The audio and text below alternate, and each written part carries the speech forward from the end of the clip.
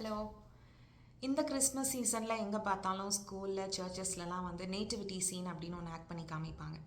அப்படின்னா ஜீசஸோட பர்த் சம்மந்தப்பட்ட எல்லா ஈவெண்ட்ஸும், மேரி, அவங்க கூட ஜோசப், அவங்கள பார்க்க வந்த மேய்ப்பர்கள், ஏஞ்சல்ஸ், வைஸ்மென், ஆட்டுக்குட்டி, மாட்டுத்தொழுவம் அப்படின்னு எல்லாமே இருக்கும்.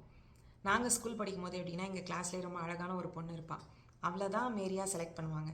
வருஷம் அவள் தான் மேரி. அந்த சான்ஸை வந்து வேறு யாருக்குமே தரமாட்டாங்க. நம்மளெல்லாம் மேரியாக செலக்ட் பண்ண மாட்டாங்களா அப்படின்னு சொல்லி ரொம்ப ஆசையாக இருக்கும்.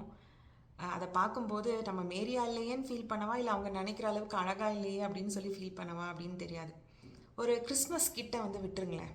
ஒரு ஸ்கூலில் இல்லை ஒரு காலேஜில் இடம் தேடுறோம், ஒரு வேலை தேடுறோம், இல்லை ஒரு கல்யாணத்துக்கு பார்த்துட்ருக்கோம் அப்படின்னா நம்ம வைக்கிற ஸ்டாண்டர்ட்ஸ் வந்து ரொம்ப பெருசாக இருக்கும்.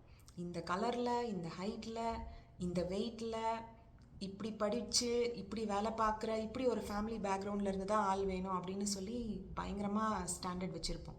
ஆனால் பைபிளில் பார்த்தீங்கன்னா ஆண்டவரோட செலெக்ஷன் சிஸ்டமே வேறு.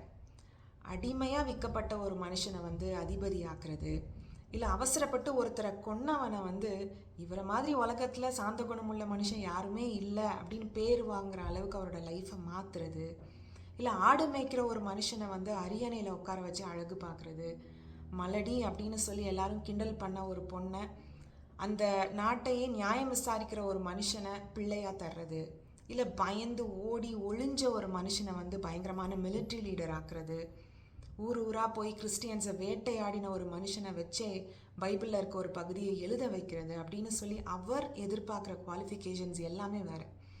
உலகத்தை உருவாக்கும் போது போட்ட பிளான், அதை எக்ஸிக்யூட் பண்ணுற டைம் மோமெண்ட் வந்தாச்சு. தன்னோட பிள்ளைய மனுஷனாக உலகத்துக்கு அனுப்ப போகிறாரு. இப்போ நீங்களும் இல்லை நானும் கடவுளாக இருந்தால் என்ன மாதிரி ஒரு நாட்டில், என்ன மாதிரி ஒரு சுச்சுவேஷனில், எப்படி ஒரு குடும்பத்தில் பிள்ளைய பறக்க வச்சுருப்போம் யோசிச்சு பாருங்களேன். அவர் எப்படி பண்ணாருன்னு சொல்கிறேன். ரோமர்களோட ஆட்சியில் இஸ்ரேல் வந்து ரொம்ப கஷ்டப்பட்டுட்ருக்கு. அதிகப்படியாக வரி வாங்குறனால எல்லாரும் ரொம்ப அதிருப்தியில், பொருளாதாரத்தில் ரொம்ப பின்தங்கி இருக்காங்க. அந்த நாட்டை ஆள்றது பார்த்தா ஒரு ரொம்ப இன்செக்யூரான ஒரு ராஜா. கோவம் வந்துச்சுன்னா எல்லாரையும் கொன்று வர அந்த அளவுக்கு கோவமான ஒரு ராஜா.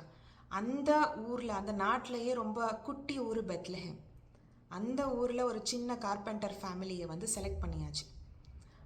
குழந்தை வந்து வீட்டில் அழகாக பறந்துருக்கலாம், ஆனால் அவங்க வந்து சென்சஸ் எடுக்கிறதுக்காக வேறு ஊர் மாறி போய் அங்கே போய் லேபர் பெயின் வந்து அங்கே எந்த ஹோட்டல்லையுமே ரூம் கிடைக்காதனால ஒரு வீட்டில் வளர்க்குற ஆனிமல்ஸ்க்கு சாப்பாடு கொடுக்குற ஒரு சின்ன முன்னணியில் ஒரு ராயல் பேபியை, வானம் என்னுடைய சிங்காசனம், பூமி என்னுடைய பாதப்படி அப்படின்னு சொன்ன ஒரு ராஜாவை, ஒரு ராஜகுமாரனை துணிகளில் சுற்றி வைக்கிறாங்க.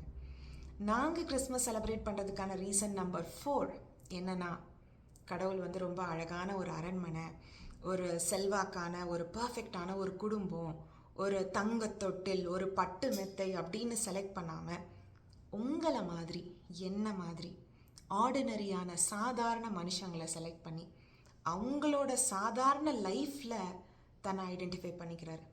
நான்லாம் யார், நான் ஒன்றுமே இல்லை, நான் ஒரு சாதாரண மனுஷன் தானே அப்படின்னு மட்டும் நினச்சிடாதீங்க. ஜீசஸோட பிறப்பு சம்மந்தப்பட்ட எல்லாமே ரொம்ப ரொம்ப சாதாரணமான காரியங்கள் தான். ஆனால் அந்த சாதாரணமான விஷயங்கள் மேலே தான் பரலோகத்தோட முழு கவனமும் முழு ஃபோக்கஸும் இருந்துச்சு. இன்றைக்கும் அதே ஃபார்முலா தான். உங்களை மாதிரி என்ன மாதிரி சாதாரண மனுஷங்களோட சாதாரணமான லைஃப்பில் தான் அவர் ரொம்ப ஃபோக்கஸ்டாக இருக்கார். நம்ம லைஃப்பில் நடக்கிற சின்ன சின்ன ஆர்டினரி காரியங்களையும் அவர் ரொம்ப இன்ட்ரெஸ்டடாக இருக்கார். அந்த காரியங்களில் அவரை அனுமதிக்கிறதுக்கு நீங்கள் இன்ட்ரெஸ்டடாக இருக்கீங்களா? யோசிங்க. God bless you.